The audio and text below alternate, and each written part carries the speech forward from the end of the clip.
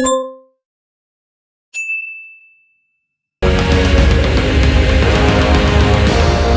Video में बात होगी आजकल के दिनों में पाकिस्तान में फैल जाने वाली स्मोक के हवाले से। अब सबसे पहले ये जान लेना ज़रूरी है कि स्मोक दरअसल है क्या। अब स्मोक दरअसल धुआं और जो फोग सर्दियों में आती है, इसके कम्बिनेशन का नाम है। बनने की वजह इसको समझना बेहद ज़रूरी है, तभी इस पे काबू पाया जा सकता है। स्मोक अक्टूबर के स्टार्ट से लेकर जनवरी के एंड तक रहती है।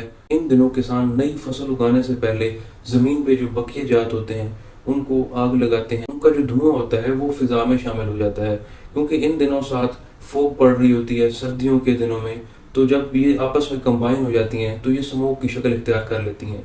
इसके अलावा जो इसकी दूसरी सबसे बड़ी वजह है वो है ईंटों की भट्ठी में से निकलने वाला धुआं। वो भी हवा में जाके, एयर में जाके सस्पेंड हो जाता है। जो फोग होती है उसके साथ वो भी कंबाइन होने लग जाता है। अब इनके अंदर सल्फर डाइऑक्साइड बहुत ज़्यादा मिकदार में पाया जाता है। इसके अलावा और भी मुख्तलिफ अक़साम की टॉक्सिक गैसेज होती है, कार्बन मोनोऑक्साइड होती है। अब इनके साथ जो ऑटोमोबाइल्स व्हीकल्स का धुआं होता है वो भी शामिल होने लग जाता है। तो जितने भी इस तरह के एयर पोल्यूटेंट्स हैं वो कंबाइंड फॉर्म में आ जाते हैं।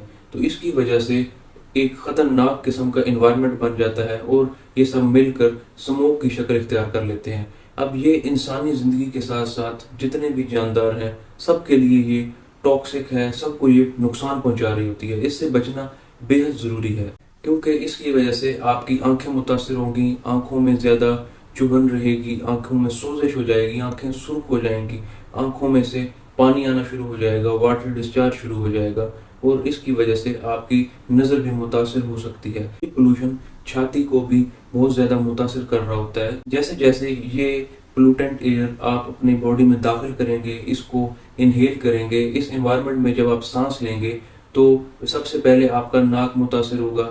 जो नाक का अंदरूनी हिस्सा होगा इसकी वजह से वो सोजिश का शिकार हो जाएगा, वहाँ पे जख्म बनने लग जाएंगे, आपके नाक में से पानी आने लग जाएगा, छींकें आना शुरू हो जाएंगी, स्नीजिंग स्टार्ट हो जाएगी। इसके बाद गले को भी ये मुतासर कर रहा होता है और एट द एंड इससे छाती भी बहुत ज़्यादा मुतासर हो रही होती है। इसकी वजह से ब्रोंकाइटिस हो सकता है, फेफड़े इसकी वजह से सोजिश का शिकार हो जाएंगे, ब्लड में ऑक्सीजन पहुंचाने की जो कैपेसिटी होगी इनकी वो मुतासर होने लग जाएगी, शॉर्टनेस ऑफ ब्रेथ जैसे प्रॉब्लम भी देखने को मिलते हैं। की वजह से वैसे तो हर एज ग्रुप इफेक्ट हो रहा होता है, लेकिन बड़ी तादाद बच्चों की और बुजुर्गों की है, क्योंकि बच्चों के अंदर इम्यून सिस्टम इस हद तक डेवलप नहीं हुआ होता कि इस तरह के जो इफेक्ट्स आ रहे होते हैं बॉडी पे उनको वो अच्छे से टैकल कर सके।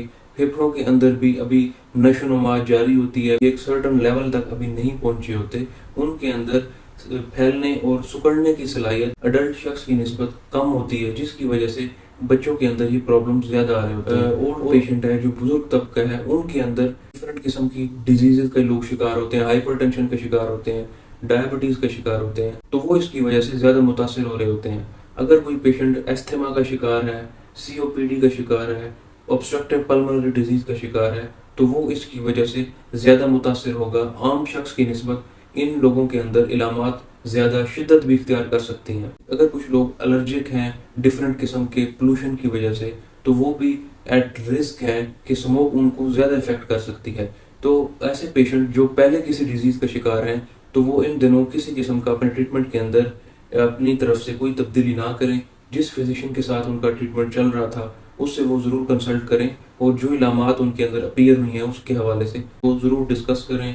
ऐसे पेशेंट अगर जो इनहेलर यूज कर रहे थे तो वो अपने पास रखें, क्योंकि इस तरह की इलामात आए तो वो शिद्दत इख्तियार कर सकती हैं। तो वो बर वक्त अपनी मेडिसिन को यूज करें ताकि मजीद प्रॉब्लम से वो बच सकें। अगर बर वक्त ट्रीटमेंट स्टार्ट ना किया जाए तो एस्थमा का जो अटैक है वो ज्यादा हो सकता है, एक्सर्बेशन हो सकती है एस्थमा की, सीओपीडी की। इसके अलावा जो प्रेग्नेंट फीमेल्स हैं वो भी ज्यादा रिस्क का शिकार हैं, तो उन पे ज्यादा इफेक्ट आते हैं। बच्चा भी इसकी वजह से ज्यादा इफेक्ट हो सकता है। ये देखा गया है कि इस तरह के बच्चों के अंदर पैदाइश के बाद एस्थमा और इस तरह का हाइपर सेंसिटिविटी रिएक्शंस के चांसेस ज्यादा हैं। इससे बचाव बेहद आसान है।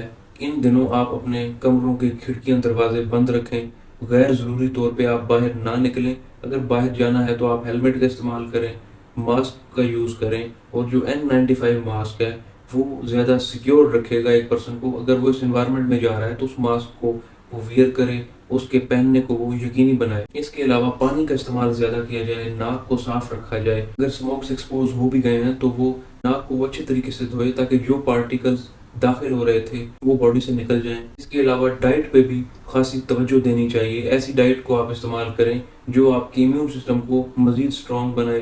विटामिन रिच डाइट यूज़ करें, सिट्रस फ्रूट्स का यूज़ करें, ग्रीन लीफी वेजिटेबल्स का इस्तेमाल ज़्यादा करें, कैबेज, ब्रोकली, इस तरह के जो आइटम्स हैं उनका आप इस्तेमाल ज़्यादा करें। वो उस फूड का इंटेक बढ़ा दें जिनके अंदर एंटीऑक्सीडेंट प्रॉपर्टीज़ पाई जाती हैं। आप ड्राई फ्रूट्स का इस्तेमाल भी ज़्यादा कर दें, एग्स का इस्तेमाल ज़्यादा करें। प्रोटीनिशियस डाइट को आप अपने रूटीन का हिस्सा बना लें।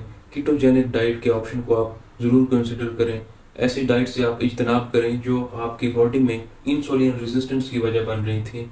आप कम्प्लेक्स कार्ब्स को ऐड करें और सिंपल कार्ब से आप अवॉइड करें। एक्सरसाइज की हैबिट बनाएं ताकि बॉडी में ब्लड फ्लो बेहतर हो सके, ब्लड सर्कुलेशन बेहतर हो सके।